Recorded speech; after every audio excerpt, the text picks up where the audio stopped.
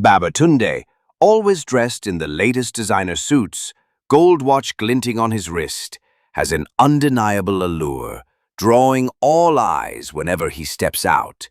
He is known around town as the man with the flashiest rides, favoring sports cars with custom rims that gleam under the city lights. Wherever he goes, the hum of his sleek convertible announces his arrival long before he steps out, giving him an air of mystique and dominance. Each Friday evening he cruises through the bustling city streets with his sunglasses perched low, surveying the night scene as if it belongs solely to him. Babatunde's nights are filled with adventure, frequenting the hottest clubs and venues, often with a different woman on his arm. He seeks the thrill of living on the edge, each outing a conquest, each relationship merely a new trophy. His charm is effortless. His words are smooth and crafted to mesmerize. The local women, drawn by his affluence and his devil-may-care attitude, are captivated by him, each secretly hoping to be the one to tame his heart. But Babatunde's affections are fleeting. He is a wanderer, untethered by commitment or consequence. He is aware of the power he holds over others, which feeds his ego. To him, life is about pleasure, speed, and living in the moment. In his luxurious apartment, he lives surrounded by the best money can buy, plush furniture, the latest technology, and racks of designer clothes, all adding to his aura of the carefree playboy who stops for no one. Babatunde was in his element that evening, lounging comfortably at one of the city's trendiest rooftop bars, his usual spot for people-watching. The sun had just dipped below the skyline, casting the city in a rich golden glow. As he leaned back, amused by the bustling crowd around him, he noticed someone he'd never seen before, a young woman who was like a breath of fresh air amidst the usual crowd. Her presence was unassuming yet captivating, a stark contrast to the flashy personalities that typically populated his world. Her name, he would soon learn, was Kasimili, a newcomer who had an aura of calm and purpose that set her apart. She wasn't dressed to impress, at least not by Babatunde's standards. She wore a simple dress, modest and unembellished, yet she had an elegance that made her impossible to ignore. Her eyes were large, dark, and thoughtful, the kind that seemed to see beyond the surface. Babatunde was struck. This wasn't the usual sort of woman who would chase after his charm and fast cars. Kasimili carried herself with a quiet dignity, an inner glow that intrigued him. It was as though she radiated a light untouched by the glitz and noise around her. As she scanned the room, her gaze briefly met Babatunde's, and for the first time, he felt something shift inside him, a sense of curiosity he hadn't felt in ages. He straightened, his interest peaked, a slight smile forming on his face. But Kasimili looked away, seemingly uninterested. It was a blow to his ego, albeit a minor one, and Babatunde found himself unexpectedly challenged. After a few moments, Kasimili moved towards the bar, and Babatunde seized the opportunity. He glided over, his confidence undiminished, striking up a conversation under the pretense of offering to buy her a drink. Kasimili, however, was not swayed. She politely declined his offer, explaining that she did not drink. Undeterred, Babatunde tried a new angle, asking her about herself, feigning interest in her background and her values. But as they spoke, Babatunde found himself genuinely interested. There was something pure about her, a strength tempered by kindness, and her words were filled with ideals he rarely encountered. Kasimili, on the other hand, saw through Babatunde's charm. She could tell he was used to women falling at his feet, drawn by his looks and smooth talk. But something about Babatunde's persistence amused her, and she found herself sharing a bit about her faith, her family, and her values. Babatunde listened, nodding in all the right places, masking his growing impatience. All he wanted was to get closer to her, to break down her walls. But Kasimili was steadfast, unknowingly reeling him in further with her restraint. For Babatunde, this encounter was no longer about mere attraction. It was a challenge, an allure that was altogether new. Here was a woman whose heart was guarded, a fortress he was determined to breach. Little did he know that meeting Kasimili would not only test his charm, but set into motion a series of events that would challenge his very nature. Kasimili's gentle, compassionate spirit had a way of drawing others in, but Babatunde, sensing her purity, saw it only as another conquest. He listened attentively, flashing his charming smile whenever Kasimili mentioned faith, her love for God, or how her life had been filled with purpose since becoming a born-again Christian. Her voice was soft yet firm, carrying the conviction of one who had found true peace, and she quoted passages from the Bible with a sincerity that Babatunde had never encountered before. Kasimili shared with him her favorite verse from the book of Matthew. "Man shall not live by bread alone, but by every word that proceed out of the mouth of God." Matthew 4:4. She explained how it meant that life's true fulfillment didn't come from worldly pleasures, but from spiritual nourishment and a deep connection to God. But Babatunde, always quick with his words, twisted it with a sly grin. "You know, Kasimili, you're absolutely right. But isn't it also true that love and companionship are part of God's word? I mean, why else would we feel so drawn to one another if it wasn't God's plan for us to share this connection?" he said, leaning closer, his tone smooth and persuasive. Kasimili, taken aback, smiled politely, not realizing that Babatunde's intentions were far from the spiritual enlightenment she hoped he would seek. He would nod as she continued sharing verses, all the while rephrasing her words, adding undertones of romance and connection, convincing her that closeness was simply another way to honor God's creation. Kasimili's heart was pure, her faith strong, but she was young and unaccustomed to the depths of Babatunde's manipulation. The irony was lost on her as she continued to hope that he could one day find true faith. Babatunde, however, only grew more confident that he could turn her piety to his advantage, seeing her as a unique prize, a beautiful soul he could bend to his will. Little did he know that the very faith he sought to manipulate would ultimately reveal his true character. Kasimili finds herself slowly drawn into the gravity of Babatunde's world, a world so different from her own, yet strangely compelling. She has always held fast to her faith, guided by a deep-seated belief in chastity and the promise she made to herself and God to wait until marriage before sharing any part of herself. Every time they're together, she finds herself reminding Babatunde of the principles she holds dear. "Remember," she'd often say, "the body is the temple of the Holy Spirit." Babatunde would listen with a respectful nod, yet his responses often carried a different undercurrent. One evening, Babatunde leaned in, his voice soft and seemingly sincere, saying, "But doesn't love come from God, Kasimili? If we truly care for each other, then aren't we simply honoring the love He's placed in our hearts?" He would quote snippets of verses, twisting their meanings to suit his intentions, as he referenced "love one another" as an invitation to physical intimacy rather than a call for respectful, platonic compassion. Kasimili felt her resolve weakening, his words managing to blur the boundaries she had always seen so clearly. Each smile, each gentle touch of his hand was like another thread binding her heart closer to him, making it hard to pull away. As the night wore on, Babatunde's persistence grew, his charm almost hypnotic. The warmth of his presence clouded Kasimili's usual clarity, and in a blur of emotions and internal conflict, she found herself crossing a line she'd vowed never to approach. Babatunde's words echoed in her mind, soothing her doubts even as she felt a flicker of fear about what she was losing. The reality of the moment was consuming, her world shifting in ways she had never anticipated.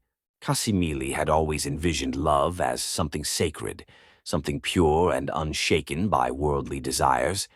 But after that first night with Babatunde, everything she thought she knew about herself began to blur. The experience was unlike anything she had ever known, intoxicating, overwhelming, and utterly consuming. It was not just the physical closeness, but the way he had held her, the deep timbre of his voice whispering soft words in her ear, the rhythmic beating of his heart against her skin.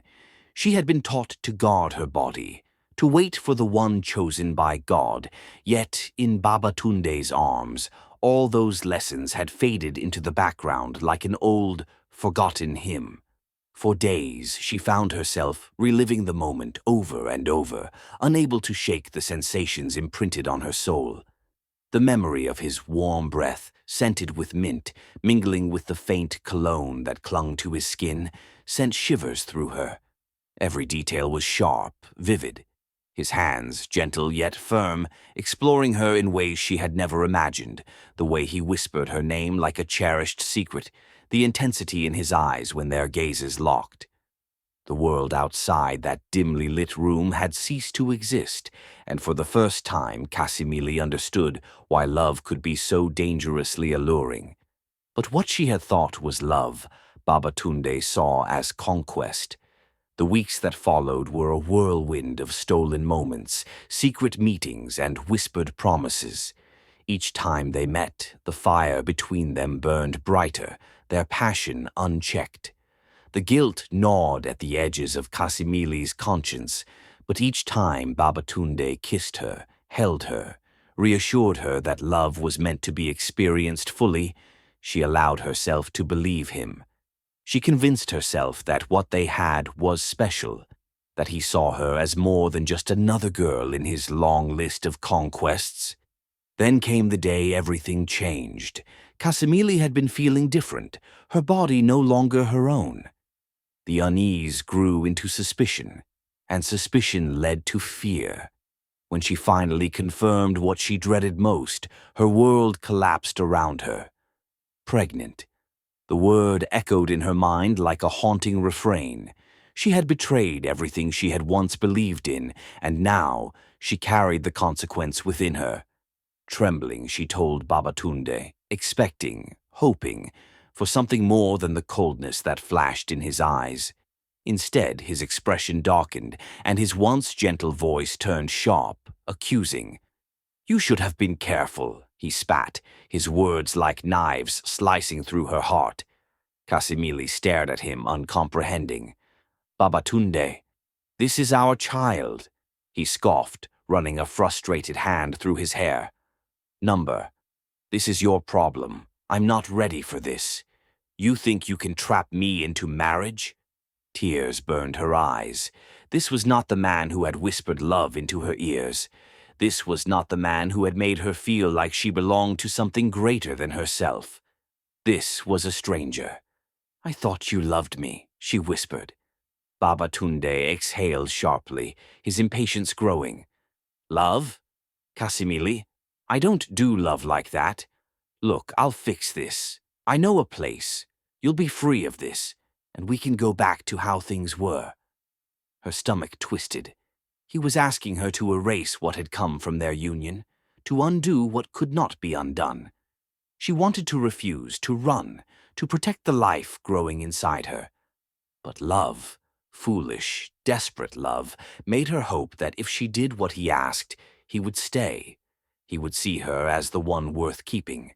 So, against everything she believed in, against the cries of her conscience, Kasimili let Babatunde lead her down a path she could never return from. Kasimili finds herself caught between conflicting emotions that threaten to shatter her very core. The life she once knew, a life filled with the promises of faith, chastity, and integrity, is unrevealing faster than she can comprehend. Babatunde's words of dismissal, blaming her for trapping him with a child, echo hauntingly in her mind. She had believed that her love could lead him to a place of light and understanding. Now here she stood, facing the unthinkable, as he demanded the ultimate sacrifice, an abortion. Her hands tremble as she grapples with the weight of it all, unable to reconcile her beliefs with the reality before her. Kasimili, once resolute and guided by the moral compass instilled in her by her faith and family, feels an unfamiliar weakness consume her. Every instinct, every fiber of her being revolts against the notion of ending the life growing within her. But with Babatunde's unyielding pressure, she clings to a fragile, desperate hope that this decision could finally earn her a place in his heart. Perhaps, she thinks, if she proves her loyalty, he might look beyond his pride and see the sacrifice she's made. Her heart aches with each passing moment, painfully aware of the gravity of her decision, yet blind to the cruelty it will bring.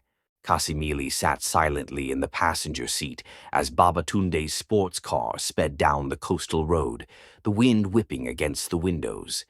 The once exhilarating hum of the engine now felt distant, a mere backdrop to the storm raging in her mind. She had always been certain of her faith, her values, her path. But here she was standing at a crossroads she never imagined.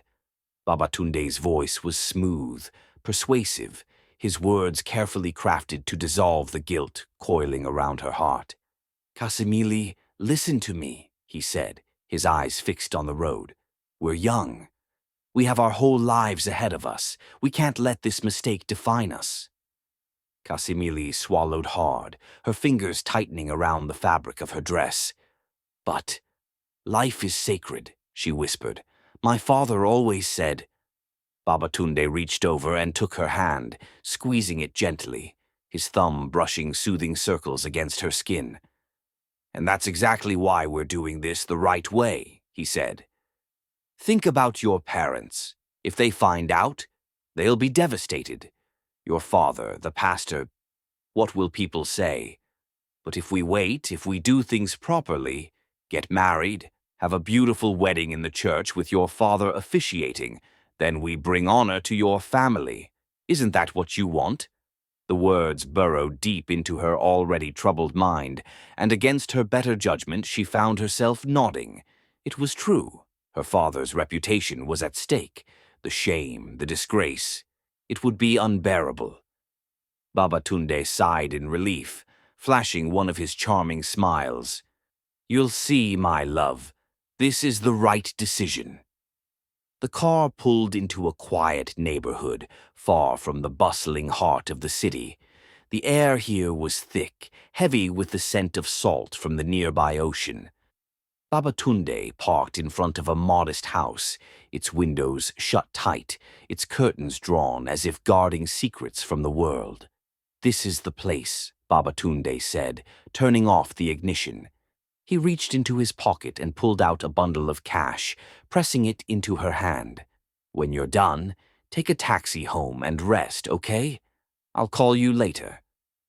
Kasimili hesitated, her breath catching in her throat. "You're not coming with me?" He leaned in and kissed her forehead. "I trust you to be strong." His eyes held the same glimmer of charm that had once made her knees weak, but now it felt hollow, distant. Slowly she stepped out of the car, her legs feeling unsteady beneath her. The front door of the house creaked open before she even knocked, and an older woman peered out, nodding her inside. Babatunde didn't wait. The moment she disappeared behind the door, he exhaled and shifted the gear into reverse, eager to leave the scene behind. Inside, the dimly lit room smelled of antiseptic and something else, something stale, something wrong. A sense of dread washed over her as she sat down on a worn-out couch. The woman barely spoke, moving with mechanical efficiency as she gathered what she needed. Kasimili closed her eyes, trying to remember the sermons she had heard at church. The warmth of the congregation, the joy of worship, the words of comfort. But none of it could reach her now. Her hands trembled as she clutched her belly, whispering a silent apology. She was interrupted by the woman's voice asking her to follow her into a makeshift theater. She lay on the cold, sterile table, her heart pounding in terror. The scent of antiseptic filled her nostrils, and the distant hum of voices felt unreal, like she was floating outside her own body. And then darkness. She stared at the ceiling, waiting for the relief Babatunde had promised. But all she felt was an emptiness that stretched endlessly inside her, swallowing her whole. A final tear slipped down her cheek as she silently pleaded with God to save her from such a predicament. Procedure lasted about an hour. The weight of her decision pressed down on her chest, suffocating her. She stared at the ceiling, waiting for the relief Babatunde had promised. But all she felt was an emptiness that stretched endlessly inside her, swallowing her whole. The next thing she knew, she was back in her own bed. She didn't remember how she got there. Her limbs felt heavy, her spirit even heavier. The weight of her decision pressed down on her chest, suffocating. Kasimili stirred in her bed, her spirit heavier than her flesh. The air was thick with a silence that only grief recognizes. She had returned home the day before, weak and trembling, telling her mother she was simply tired from a long day of prayers at the beach. Her mother, ever proud of her daughter's faith, simply smiled and blessed her before allowing her to rest. But Kasimili could not rest. Her heart was filled with confusion, shame, and dread. She had made a choice that gnawed at her soul. Though Babatunde had soothed her fears with sweet promises, talks of marriage, a church wedding officiated by her father, even the white gown she'd once dreamt of as a child. The comfort of his words now felt hollow. As the night darkened, she began to feel a different kind of pain, not of the body but of the spirit. She rose from her bed to use the washroom, but found herself too weak. The sheets beneath her were strangely warm. It was only when she looked down that she realized the truth. Her bed was soaked in blood. A low cry escaped her lips, more from disbelief than fear. The room spun. The walls leaned in like silent judges. Her mother heard the scream first. She rushed into Kasimili's room, but collapsed at the sight of her only daughter lying in a pool of blood. Her father, Pastor Obadiah, entered moments later, his Bible still in hand. The sight struck him like lightning. His only child, lying in a pool of life, ebbing away. He staggered back, nausea climbing his throat, but he caught himself and steadied. "Jehovah, not my daughter," he whispered. He called for an ambulance, knelt by her side, and prayed with tears soaking the pages of his scripture. Kasimili was rushed to the hospital, but her body had endured too much. Her spirit left just before dawn, quietly, like the last ember of a dying fire. News spread through town faster than wildfire in dry Harmattan. The preacher's daughter, the town's pride, was gone, and with her the unspoken dreams of many mothers who had pointed to Kasimili as a model for their daughters.